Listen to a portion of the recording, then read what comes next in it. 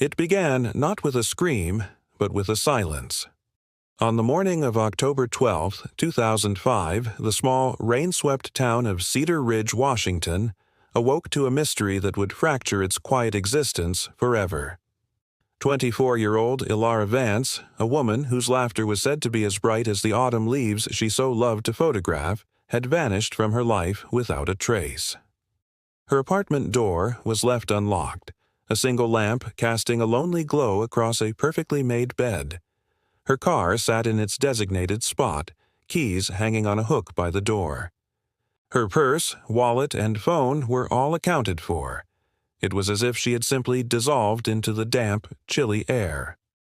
Ilara was the kind of person who left a mark on you, a vibrant, aspiring graphic designer with coppery red hair and a constellation of freckles across her nose, known for her meticulous nature and a kindness that extended to everyone from the baristas she knew by name to the stray cat she fed on her fire escape. Her absence wasn't just noticed, it was a void, a sudden and chilling negative space in the canvas of the town. The investigation, led by the methodical and weary-eyed detective Miles Brennan, began with the usual suspects. There was the ex-boyfriend, Mark Sable, a brooding mechanic with a temper and a shaky alibi about working late alone in his garage. His interviews were a masterclass in defensive hostility, his knuckles perpetually grazed, his answers clipped and simmering with a resentment that felt both personal and performative. Then there was her landlord, Arthur Finch, a reclusive, bird-like man in his 60s who seemed to know an uncomfortable amount about Ilara. Comings and goings, his beady eyes darting away whenever Brennan's gaze lingered too long. But alibis, however flimsy, were confirmed. Phone records revealed nothing but mundane calls. The town, once a haven, began to feel like a gilded cage, every smiling face a potential mask. Brennan's team scoured the surrounding woods, dredged the river, and interviewed every resident on her block. The case grew cold, the file thickening with dead ends and frustrated notes. The vibrant portrait of Ilara on the nightly news began to fade, replaced by the static image of a cold case. A year passed. The seasons turned, but the chill of Ilara's disappearance never left Cedar Ridge. Detective Brennan, a man haunted by the ghosts of cases he couldn't solve, would often drive by her apartment building, his mind circling the same unanswered questions. The break came from a place of mundane tragedy, a highway collision, a fatality. The victim was a 42-year-old accountant named Robert Hill, a man so average, so blandly unremarkable that his death was initially filed away as a simple, tragic accident. But during the routine process of cataloging his estate, a court clerk discovered a safety deposit box key.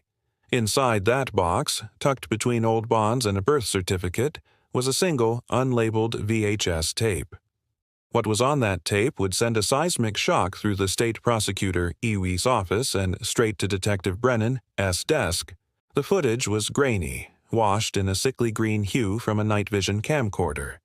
It showed a wooded clearing.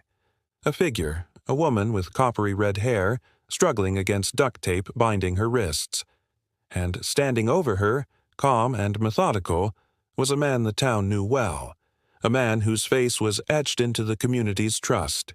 Leo Vance, Ilara's father. Leo Vance was a pillar of the community, a deacon at the local church, a former city councilman, the man who organized the annual fall festival and could always be counted on to help a neighbor in need. His grief over Ilara's disappearance had been a public spectacle of profound anguish. He'd given tearful television interviews, pleading for her safe return, his face a mask of paternal devastation. The town had mourned with him, held vigils for him, supported him. The revelation was unthinkable. It was a betrayal so deep it redefined the very meaning of evil. The investigation was rebooted with a frantic, horrified energy. A warrant was served on the Vance home.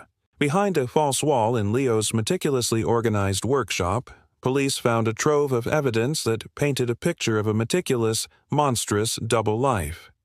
There were diaries filled with pages of possessive, rage-filled writing about Ilara, detailing his fury at her independence, her move to her own apartment, her new life that excluded him.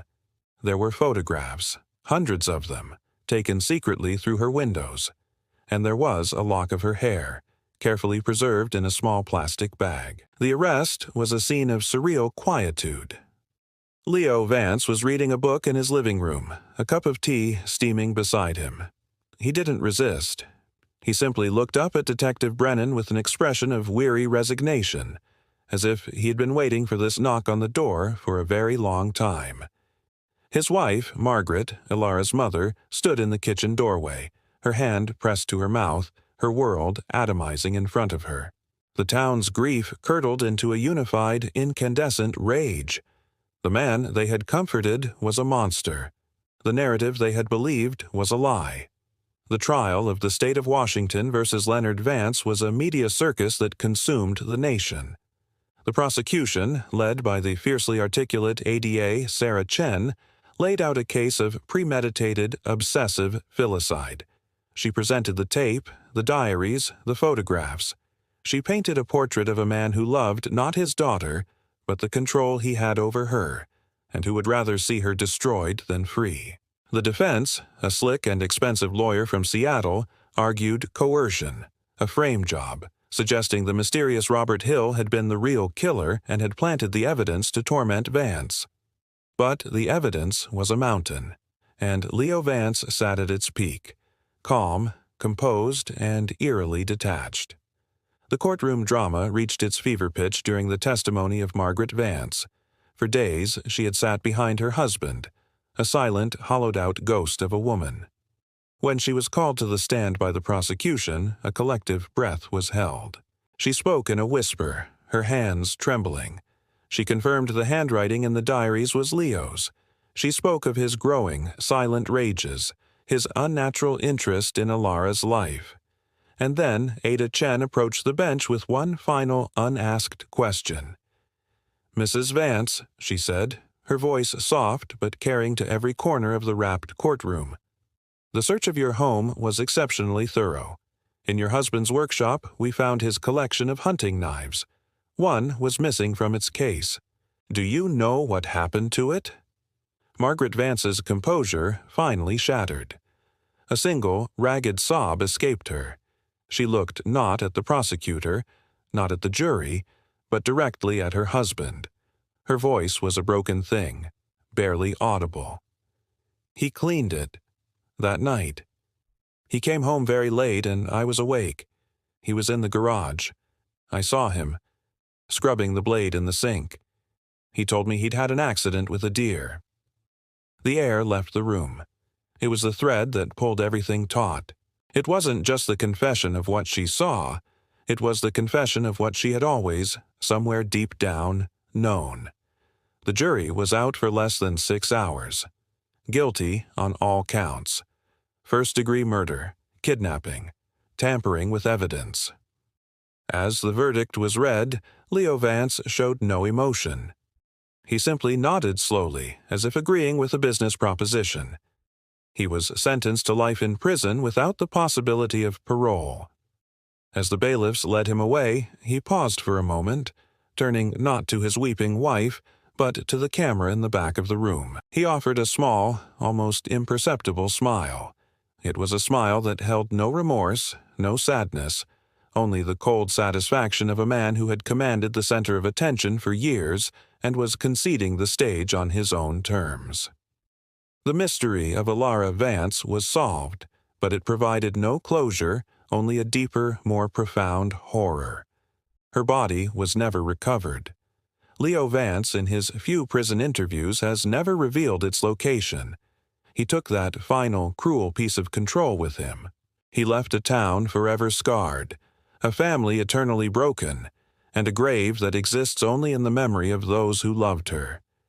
The disappearance was solved, but the haunting had just begun. Some silences are not empty. They are filled with the echoes of a truth too terrible to bear. If stories like this keep you hooked, hit subscribe for more.